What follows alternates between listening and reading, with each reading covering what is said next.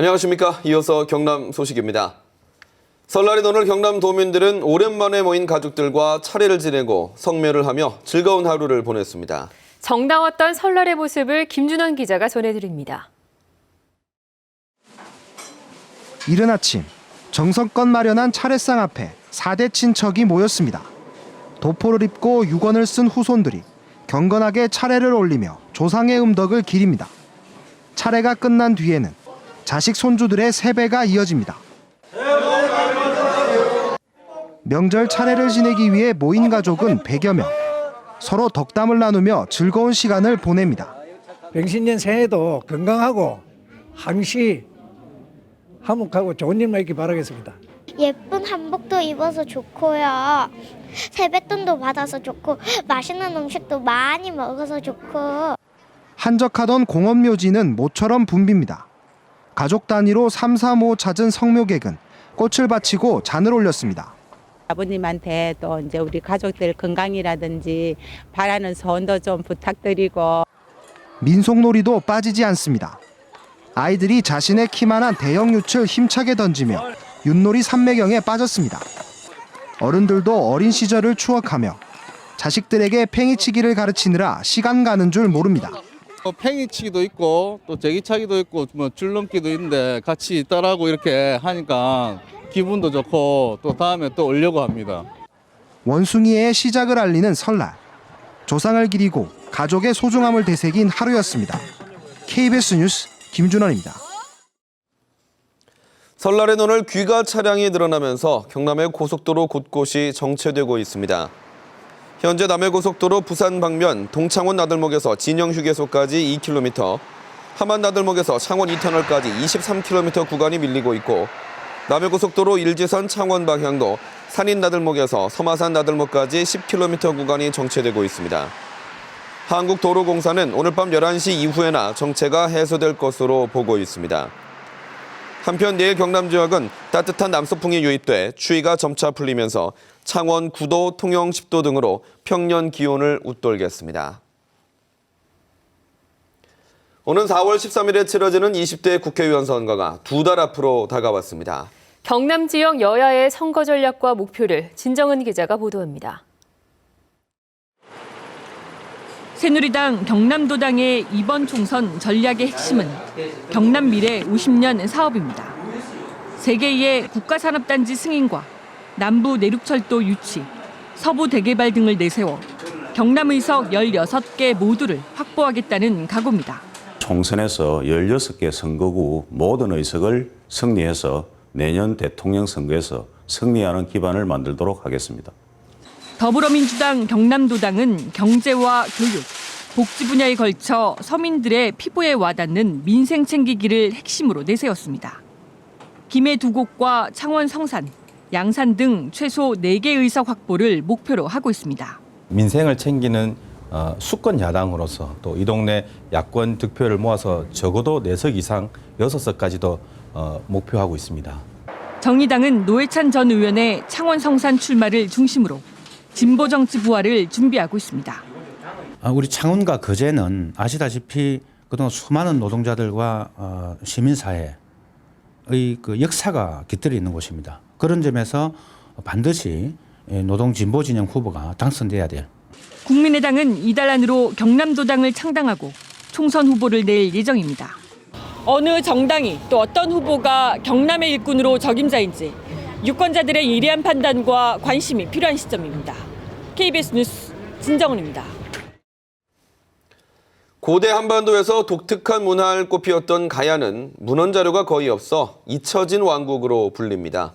이 가야 왕국의 비밀을 간직한 가야 고분군에 대해 세계문화유산 등재가 추진되고 있습니다. 보도에 정유진 기자입니다. 야트막한 구릉이 길게 줄지어 늘어섰습니다.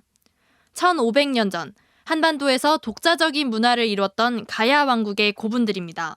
가야사에 관한 글자, 문헌 기록이 아주 부족해요. 공백을 메꾸는데 이 물질 자료로서 가야 고고학 자료가 중요하고. 친족의 관을 겹쳐 묻는 독특한 가족묘는 신라나 백제와 확연히 구분되고 옥장식과 철기 유물은 가야인의 높은 기술력을 보여줍니다. 서역 유물인 유리 장식품도 발굴돼 가야의 국제 교류 사실을 추측해 합니다. 잊혀진 왕국 가야를 되살릴 가장 중요한 단서, 가야 고분군이 세계문화유산 등재를 본격적으로 준비합니다.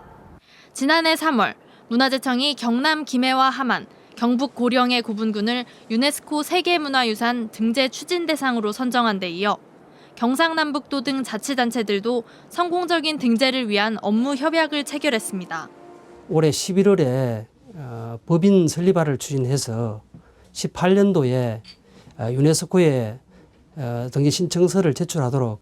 고대 한반도의 비밀을 간직한 가야의 고분군이 세계를 향한 새로운 도전에 나섰습니다.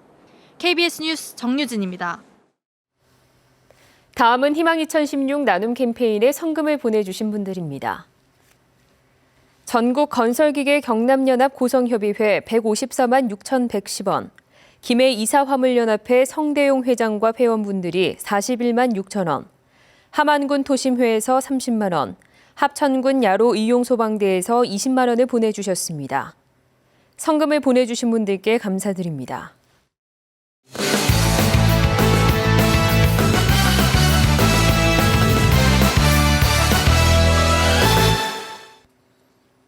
주요 단신입니다. 설 연휴 기간에 구제역 바이러스가 경남에 유입되지 않도록 24시간 총력 방역 체제가 유지됩니다. 경상남도는 구제역 방역 대책 상황실을 연휴 기간에도 24시간 유지하고 구제역 전파 우려가 있는 도축장과 사료 공장에 소독 전담관을 지정 운영하며 설 연휴에도 축산 농가와 축산 관련 시설 등의 소독과 예찰을 하고 있습니다. 경남의 인구 대비 의사 수가 전국 평균을 밑도는 것으로 나타났습니다. 건강보험 심사평가원이 발표한 자료에 따르면 경남의 인구 1000명당 의사 수는 1.5명으로 전체 평균 1.89명에 크게 못 미쳤고 서울 2.8명, 부산 2.21명 등 전국 시도 가운데는 중하위권에 그쳤습니다. 시민단체가 박종훈 경남교육감 주민 소환 서명부 조작 사건 수사 담당자의 직무유기 감찰을 요구했습니다.